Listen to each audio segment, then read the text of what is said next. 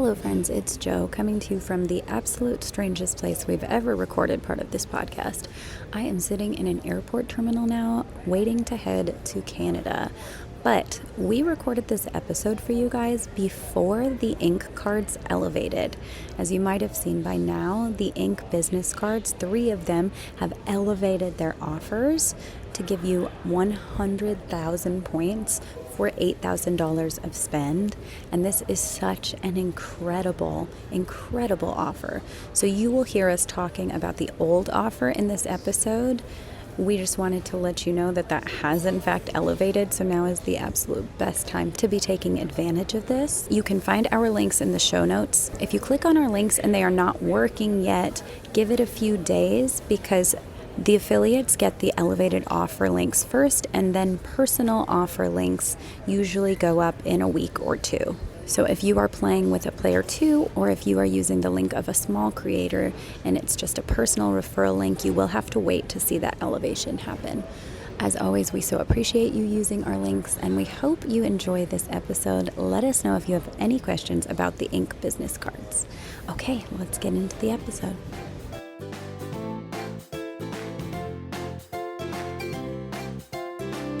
It's midweek mini time here on Wonderland on Points, presented by Yahoo Travel.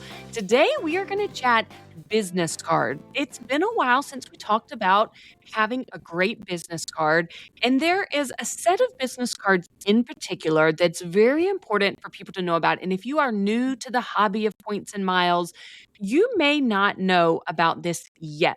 So today we're going to talk about some no annual fee business cards that we both have and really like. Yeah, today we're talking about the Chase Ink business cards, and it has been a long time since we've really talked business cards at all. And so just as a reminder, if you have anything that generates income for your family, you technically can qualify for a business card.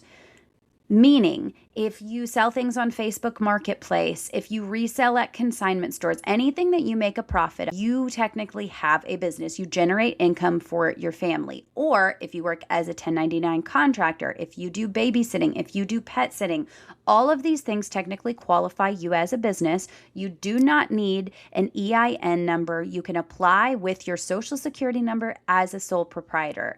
Now, this is a mini, so we're not going to get all the way down the rabbit hole into how to do these applications, but feel free to ask us if you have questions. We can let you know in our email or on Instagram or in the Facebook group a little bit more about that. We don't recommend anybody create a business that does not exist. We don't want you lying on your applications, but many people actually have a business that qualifies them for these cards and don't even know it. And the beautiful thing about business cards is they do not go on your credit report the same way that traditional personal cards do.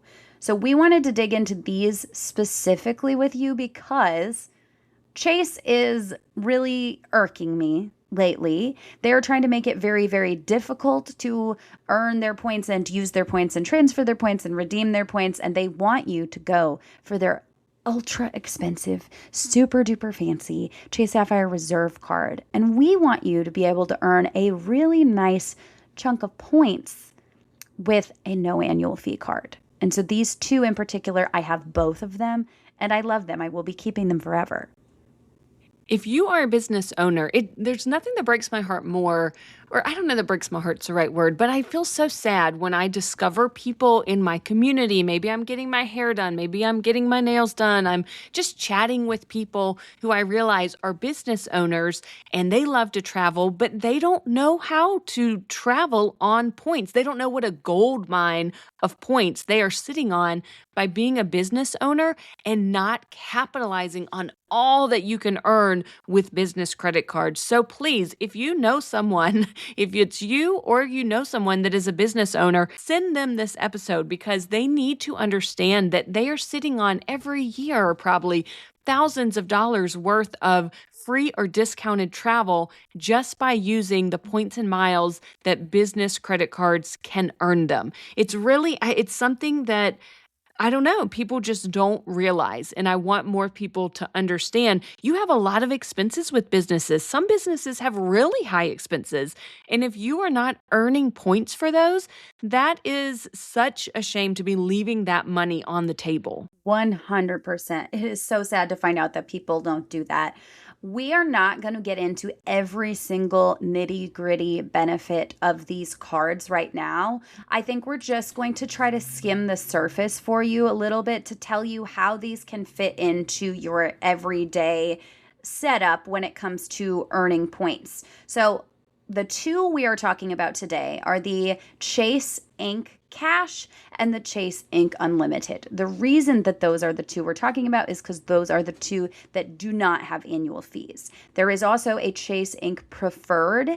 It does have an annual fee. It also allows you to transfer the same way the Chase Sapphire Preferred does, and it is also being affected by the change of the transfer from Chase to Hyatt.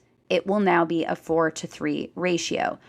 There is also a fourth ugly stepchild card in this lineup called the Chase Ink Premier. Do not accidentally get the Chase Ink Premier thinking that you are getting the preferred or one of the other cards, because out of this entire lineup, it is the only one whose sign-up bonus cannot be converted into Chase Ultimate Rewards. It can only be used as cash. And for those who may want the highest level of fancy, there is also a Chase Sapphire Reserve business card. So that's something to look into. But the no annual fee cards are what we're focusing on today. So let me tell you the welcome offer for these cards, which is truly phenomenal considering they're no annual fee cards. For the Ink Business Cash or Business Unlimited, you can earn $750 bonus cash back, is what they're calling it, after you spend $6,000 in purchases in the first 3 months of opening your account. Now, when it says $750 cash back, if you have a personal Chase Sapphire Preferred or Chase Sapphire Reserve or the business versions, you have access to transfer partners, and that $750 cash back can actually be 75,000 Chase Ultimate Rewards points, which are actually worth far more than $750. That's the whole premise of traveling on points and miles. You get way more when you use them as points than you do if you just cash them in as a statement credit. Correct. And there's a couple things that have changed in the business card world since we started this. I have both of these cards, and I was able to open them both as a sole proprietor with my social security number, and I was able to earn the welcome offer on both. They have implemented rules recently saying that you cannot earn the welcome offer on two no annual fee cards for the same business. I have seen people be successful opening one with their EIN number if you actually have a business that has a tax identification number, and then opening additional one for another business as a sole proprietor. So there are ways to earn the welcome offer on multiple ink cards, but it is not as easy as it once was. So chances are, if you are just having a small business out of your home, you're going to have to make the decision about which one is right for you. So we're going to tell you a little bit about the earning structures for both of these. So for the Ink Business Unlimited, you earn unlimited 1.5% cash back, which is 1.5x points earning, because we're going to use it as points instead of cash, on all of your purchases. Doesn't matter what it is, it's 1.5 is the multiplier instead of just earning 1% back on everything. So that's really good. That's nice that across the board, those purchases that maybe otherwise would have only gotten you 1% back are going to be 1.5. So I think that's great. The Ink Business Unlimited is the business card that I have. I do not have the Ink Business Cash. Joanna has that one, and that one gets up to 5% cash back on business essentials. And so there is a way that people like to maximize that, and we'll let Joanna get into that. Yes, you also get 2x on the first $25,000 of combined spending at gas stations and restaurants on the ink. So 2x on gas is a good multiplier for gas if you're trying to go for Chase cards in general. Although now we if you're trying to go for Chase points in general. Although now with the Chase Sapphire Preferred bumping up their gas to 3x, that is obviously the card you're going to want to choose for that. I just want to say before I talk about the cash that I use the Chase Ink Unlimited as a Costco card because I do not have any other card that gives me a good multiplier at Costco. All of my cards that are 2x or higher are MasterCards or Amex cards. So I like to know that when I go to Costco, I'm at least getting 1.5 times and not just the flat 1 times the points. And I like that. That makes me feel a little bit better. That is the main reason I hold on to this card after having earned the welcome offer a long time ago. But I absolutely love the Chase Ink Cash. I love it. I put my T-Mobile bill on it because you get 5 times the points on your streaming, your internet, those kinds of expenses. So I get 5 times every single month on T-Mobile. And I do pay a little bit extra to not run it as an auto pay out of my bank account, but it's not much. And those 1,000 points a month are worth it to me because I know how valuable they are in the world of Hyatt. You also get 5% cash back on office supply stores. And this is kind of interesting. I literally 3 days ago from Staples purchased 4 fee-free Visa gift cards for $200 a piece. So I spent $800 at Staples using my Chase Ink Cash and bought gift cards that I was going to use for various expenses in my life. And I got 5 times the points on that.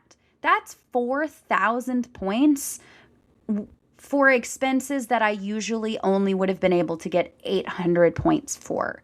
And you can do that up to $25,000 combined for your office supply store, internet, cable, and phone services. So for my T-Mobile bill, for my streaming bills, for my internet bills, and then for any of the gift card purchases that I do at a Staples or an Office Depot, I can do $25,000 worth of that, and I will get 5 times the points for that. So that is an extra $125,000 a year if I can be maxing this out. And creative ways that I have used this are, as I just said, the fee-free Visa gift cards. I've also done Amazon, Chewy, Airbnb. If I can find a way to budget with gift cards, getting 5 times the points for them, I do. One thing that I really like about these cards is one of the benefits they have is a $20 a month Instacart credit. And I've talked many times on this podcast about how much I love Instacart. And so $20 a month that they're giving me to use on Instacart when it's a no annual fee card means they are just giving me money every year to use on Instacart. I mean, that's crazy that a no annual fee card would have a recurring benefit like that. It's pretty cool. It's incredible. And I have both of these cards. So I have $20 each every single month to be using, plus Instacart Plus, because it gives that to you for free. So there's no delivery fees. I use a store that has like in-store prices, and oftentimes I'll just do a pickup order. I'm like, oh, I need a big pack of paper towels. Gonna use my $20 Instacart credit and do a pickup order and go grab my paper towels. It's amazing to me that these cards just feel like they give back in every single way without taking anything from you. And this is a mini, so we are going to keep it really short, but please, we encourage you to Google and read. There are, in fact, more benefits and coverages to these cards. They're fun. They have a lot of extra stuff, just like a lot of credit cards that nobody really talks about. But even without getting into any of those, these are so valuable for your points strategy. It is also important for you guys to know that if you are playing in 2-player mode, if anybody has already had a Chase business card of any kind, you will not get a referral bonus for referring your player two to that card. So I want you to keep that in mind. Don't get super excited thinking like, oh, I'm going to open an ink and then I'm going to refer my partner to an ink and then they're going to refer me to a different one. You will not actually get the referral points for that, which is super, super unfortunate. You used to be able to go back and forth like that, and it was awesome.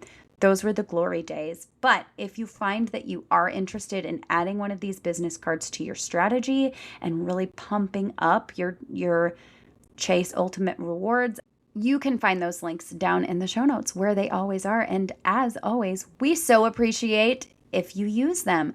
If you already have had a Chase business card, though, you can still use it, but it probably won't give us anything because these are just personal referrals. Yes, these are our personal referrals, and we very much appreciate your support. So if you have a business and you've never had a Chase business card, thank you so much for considering using our link. All right, guys, thanks for coming back to another Midweek Mini. You know where to find all of the things below. If you want to follow us online, we would love to see you join us for our girls trip. We would also love your submissions for summer road trip destinations. This is where we do little mini episodes talking about amazing American road trip destinations that people might not think of. So if you have anything that you want to submit, it's a super easy form. And then we just turn your answers into a little mini podcast episode and give you a little shout out. So head to the show notes, check all that out, and we will see you here next time. Bye, guys. Thank you so much for joining us for today's episode. We hope you learned something new and feel inspired to plan your next trip. Remember, we're travelers sharing our experiences, not financial advisors, so always do your own research and make informed decisions. If you enjoyed this episode, be sure to like, subscribe, and follow so you never miss a Points and Miles tip. We'll see you next time on Wonderland on Points.